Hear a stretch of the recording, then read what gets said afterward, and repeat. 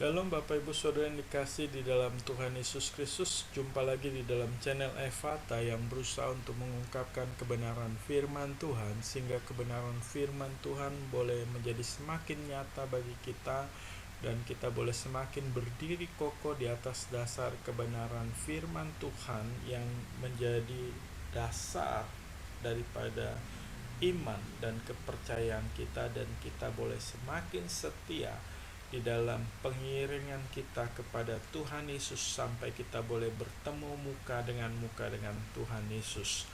Bapak Ibu Saudara yang dikasih dalam Tuhan Yesus Kristus, channel Evata ini bukanlah channel untuk hiburan. Ya, kalau Bapak Ibu ingin mendapatkan hiburan, maka channel ini tidak tepat bagi Bapak Ibu. Tapi jika Bapak Ibu ingin belajar memperdalam iman, ya, supaya iman Bapak Ibu semakin kokoh, maka channel Evata ini adalah channel yang tepat untuk menjawab kebutuhan akan pengetahuan firman Tuhan kita dan kebutuhan akan pertumbuhan iman dan kerohanian kita. Baik Bapak Ibu Saudara yang dikasih dalam Tuhan Yesus Kristus, pada kesempatan ini saya ingin membahas membangun keluarga bahagia sesuai dengan tujuan penciptanya. Ya, pernikahan adalah satu-satunya lembaga atau institusi yang Tuhan ciptakan. Ya, di dalam dunia ini ada banyak lembaga institusi.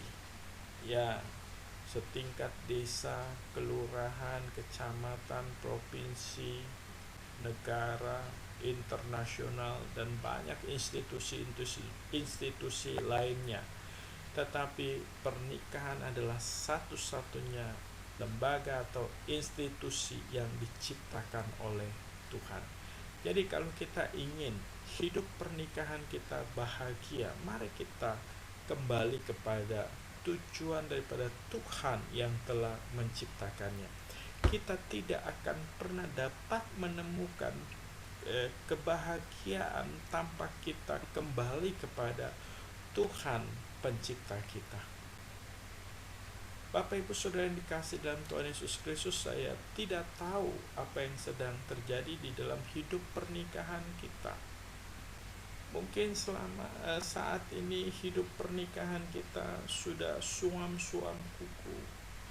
Ya, kasih yang mula-mula di dalam hidup pernikahan kita sudah mulai hilang, sehingga masing-masing menjalani hidup pernikahan seperti robot. Para istri ketika menyiapkan segala makanan dia siapkan, dia tidak perlu melakukan dengan perasaan seperti robot yang menyiapkan. Kenapa? Karena kasih yang mula-mula itu sudah hilang. Ya, suami merasa mungkin lebih nyaman berada di luar rumah daripada berada di dalam rumah, karena kasih yang mula-mula itu telah hilang. Dan kita harus kembali kepada tujuan Tuhan menciptakan pernikahan itu. Bapak Ibu Saudara yang dikasih dalam Tuhan Yesus Kristus, kita selalu menganggap seolah-olah pernikahan adalah sesuatu hal yang natural, sesuatu hal yang alami, yang nanti bisa berjalan dengan sendirinya.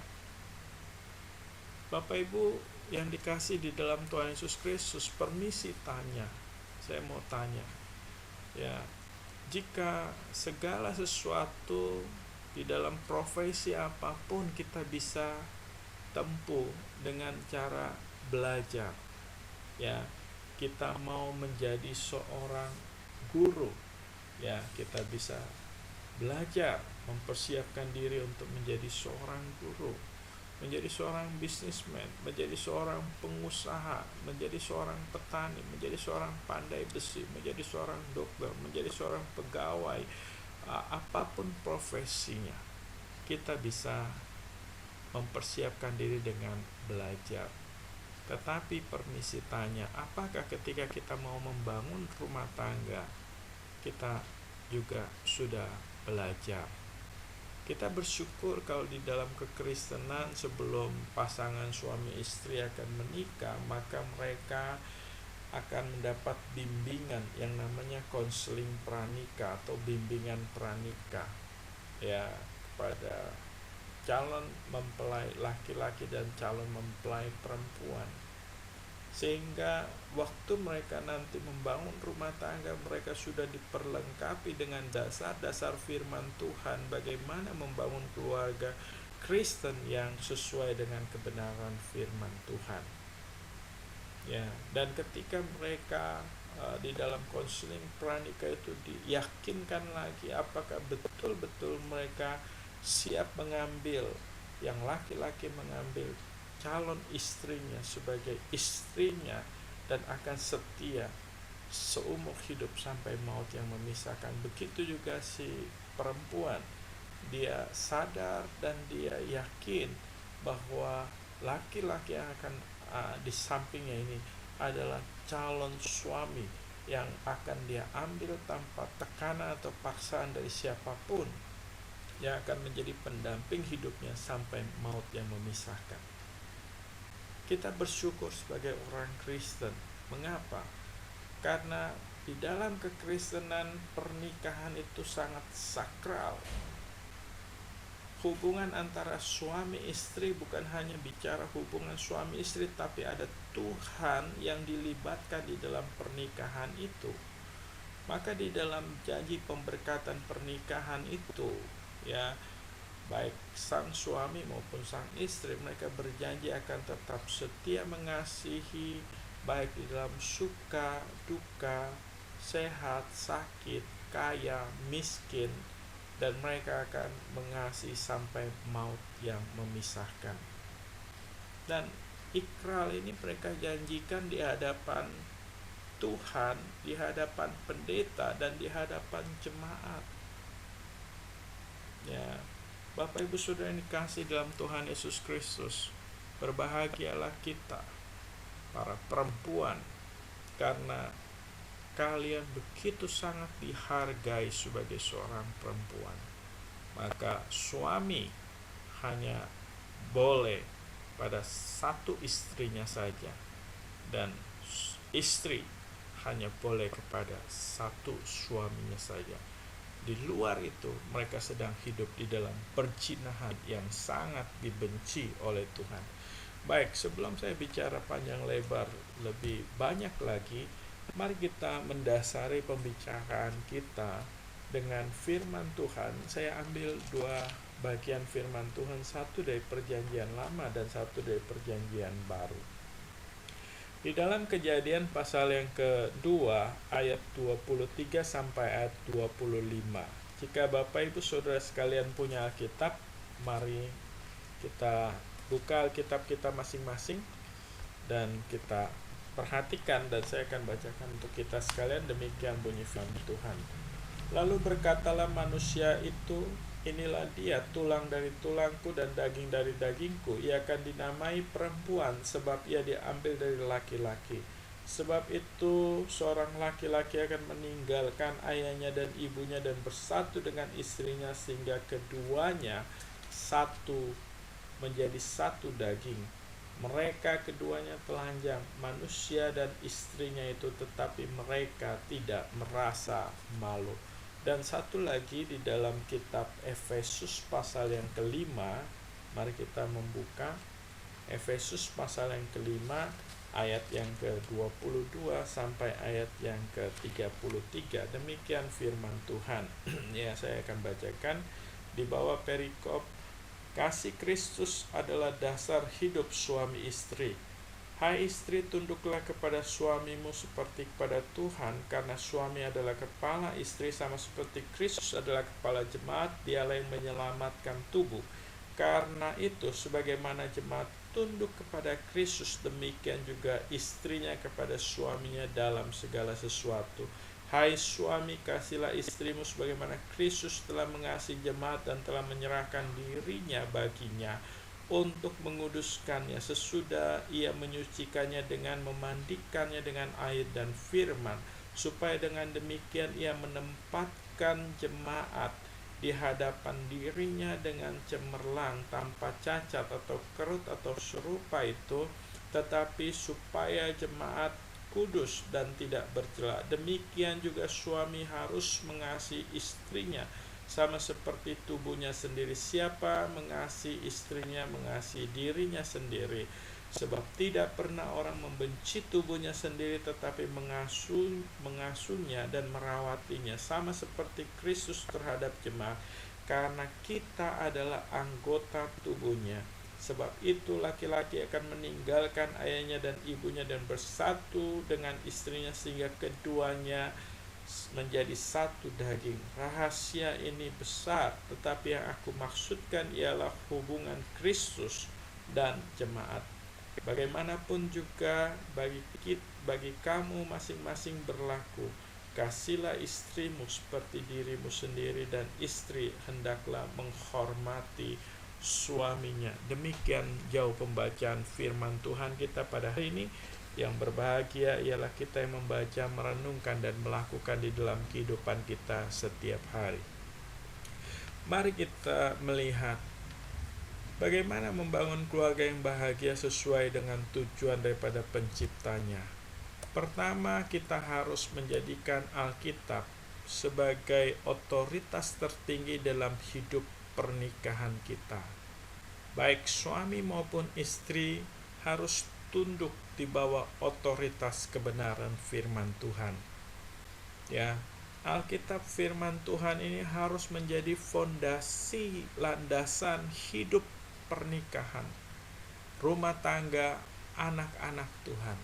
Jika kita ingin rumah tangga kita menjadi rumah tangga yang sesuai dengan tujuan Tuhan, pertama kali ketika Tuhan menciptakan rumah tangga, yang seharusnya suasana surgalah yang memenuhi hidup pernikahan rumah tangga anak-anak Tuhan, maka baik suami maupun istri harus tunduk di bawah otoritas kebenaran firman Tuhan.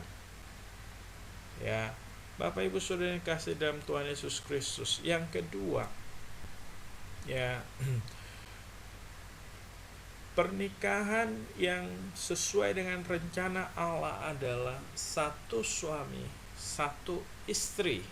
Ya, ini yang sesuai dengan rencana Allah. Pernikahan satu suami dengan 4 istri atau lebih itu bukan kehendak Tuhan, dan kamu tidak akan pernah mendapatkan kebahagiaan di dalam pernikahan yang di luar daripada kehendak Tuhan, atau sebaliknya.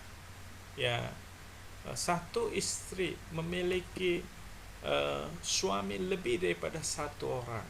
Ya, ini 3 orang istri suaminya.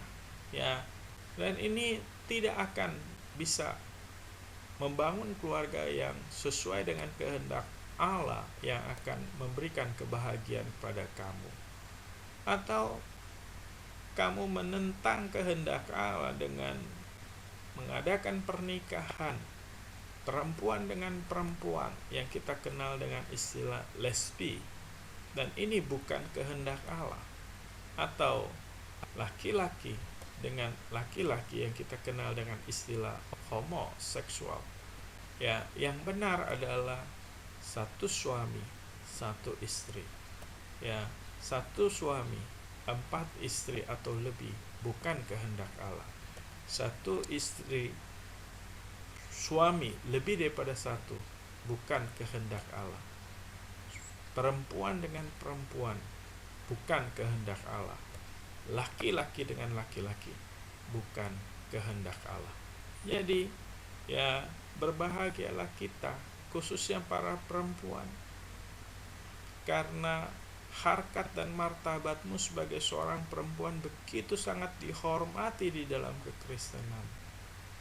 Ya, maka saya yakin tidak ada perempuan yang bodoh yang mau dimadu, ya, di mana suaminya bisa membagi kasih kepada perempuan-perempuan lain.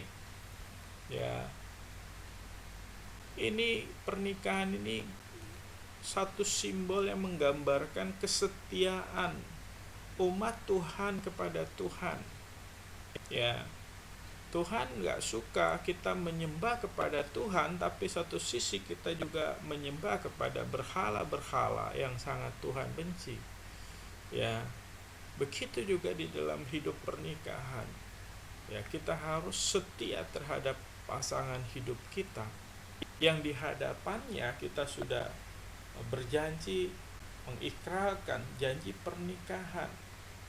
Ya, di hadapan Tuhan, di hadapan hamba Tuhan, dan di hadapan jemaat ketika kita pemberkatan pernikahan, bahwa kita akan mengasihi pasangan hidup kita baik di dalam suka duka, baik di dalam sehat maupun sakit, baik ketika kaya ataupun miskin, sampai maut yang memisahkan.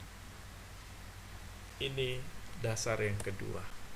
Dan kemudian kita melihat lagi berikutnya. Ya, di dalam Kejadian pasal yang kedua ayat yang ke 23 sampai 25 tadi dikatakan bahwa ya sebab itu seorang laki-laki akan meninggalkan ayahnya dan ibunya sehingga keduanya menjadi satu daging. Ya, meninggalkan ayahnya dan ibunya. Ya, secara sederhana dapat dipahami ketika kita mau memasuki pernikahan, mengambil seorang perempuan menjadi istri kita atau mengambil seorang laki-laki menjadi suami kita, maka kita harus mandiri. Ya, tidak lagi bergantung kepada orang tua kita. Ya, dia harus siap secara mental ya menjadi seorang suami, siap secara mental menjadi seorang istri. Ya, jangan udah berumah tangga masih tetap bergantung dengan orang tuanya, namanya anak mama. Ya, ini enggak dewasa.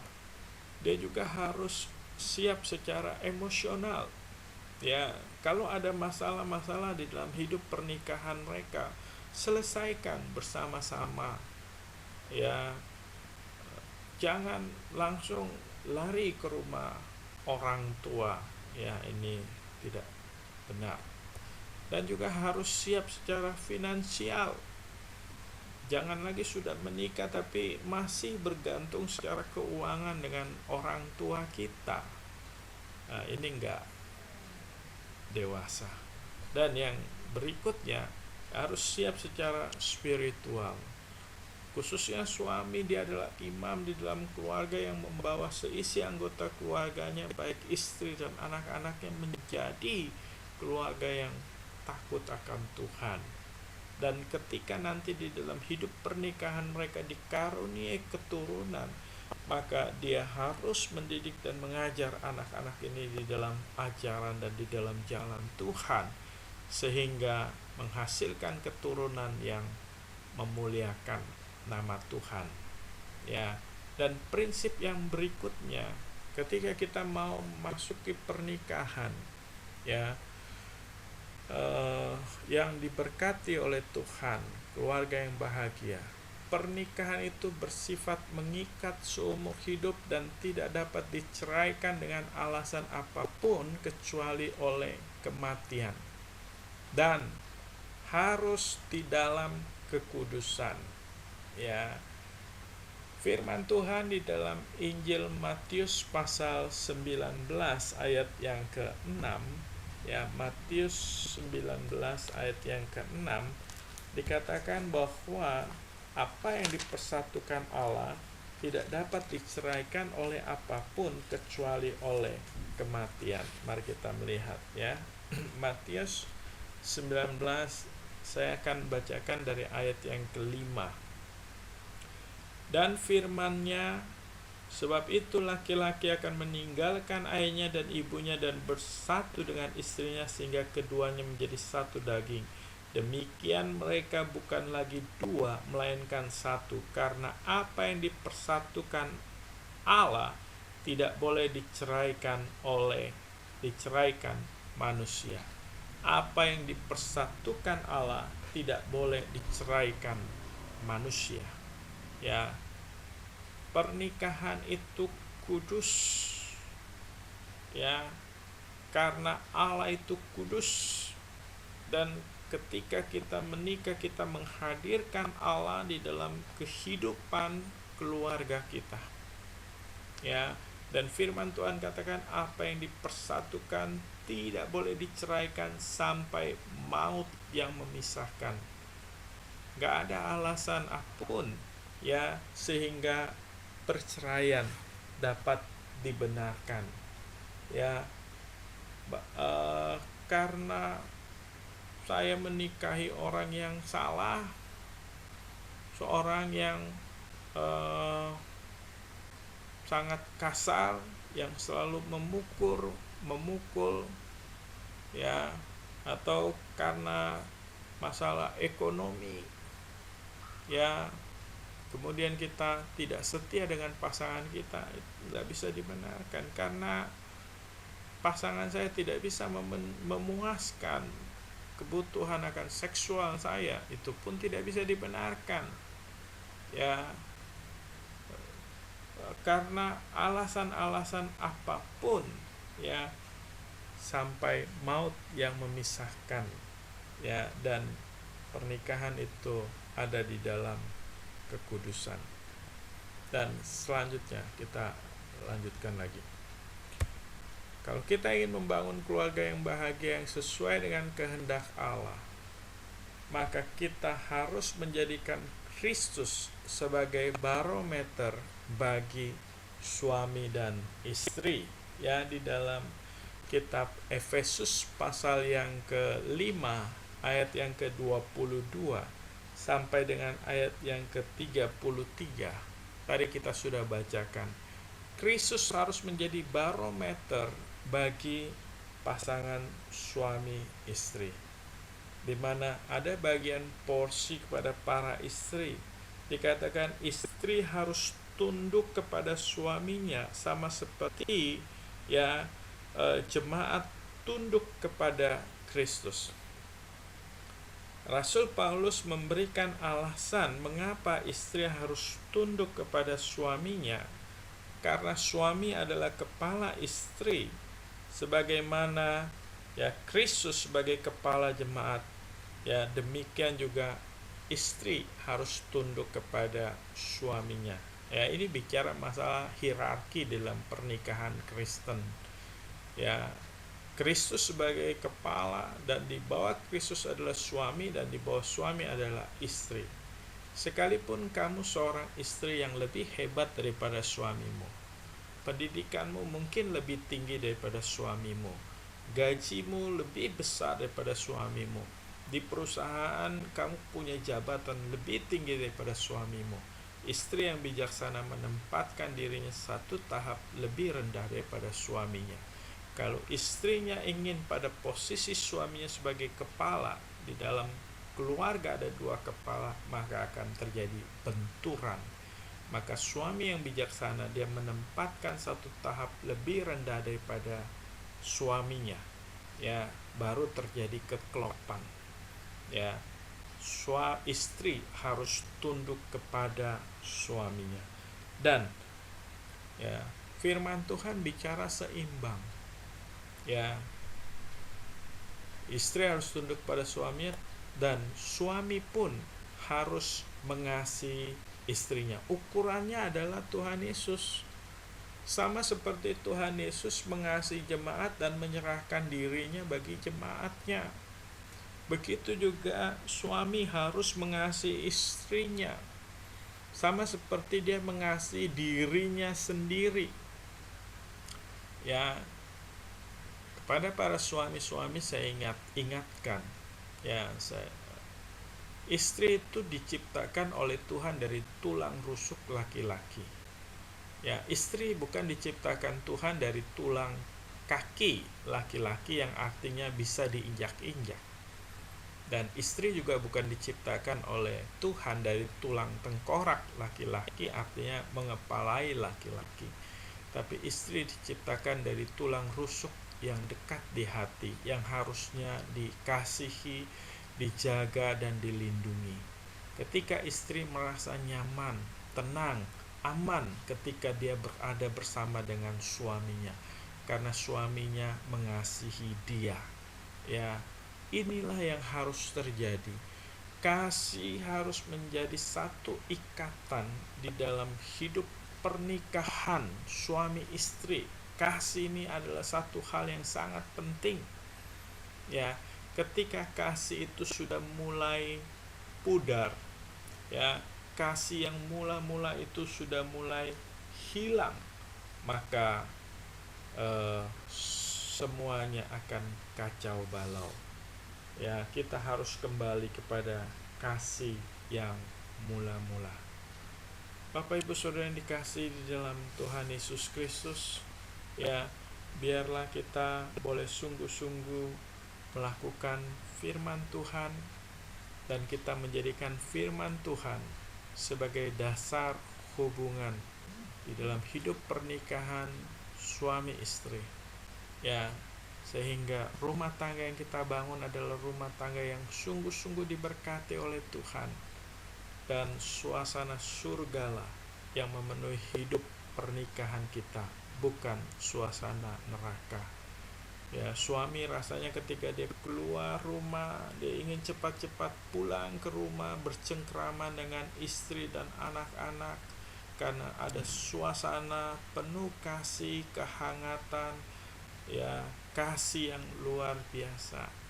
Anak-anak juga begitu senang ketika berada di rumah. Istri tidak takut terhadap suaminya, karena kita saling mengasihi satu dengan yang lain.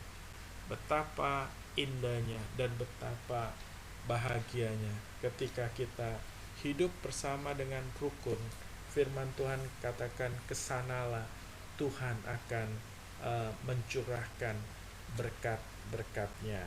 Ya, saya akan menutup firman Tuhan pada hari ini, ya, dengan membacakan di dalam Mazmur, ya, Mazmur 133 ayat 1 sampai ayat yang ketiga. Firman Tuhan mengatakan, sungguh alangkah baik dan indahnya apabila saudara-saudara diam bersama dengan rukun, seperti minyak yang baik di atas kepala meleleh ke janggut dan meleleh ke janggut Harun, dan ke leher jubahnya, seperti embun gunung Hermon yang turun ke atas gunung-gunung Sion. Sebab kesanalah Tuhan memerintahkan berkat kehidupan untuk selama-lamanya. Biarlah pernikahan kita boleh dipenuhi dengan anugerah dan berkat Tuhan, suasana surga yang boleh memenuhi hidup rumah tangga kita, menjadikan Kristus sebagai kepala di dalam hidup pernikahan kita, dan firman Tuhan sebagai landasan dasar pernikahan kita. Shalom. Tuhan Yesus memberkati kita sekalian. Jika channel YouTube ini memberkati kita, biarlah kita boleh bagikan channel ini kepada orang lain yang kita tahu, yang kita kenal, yang hidup rumah tangganya, yang suam-suam kuku, yang hidup rumah tangganya sekarang seperti puing-puing yang hancur, yang tidak, seolah-olah tidak bisa dipulihkan.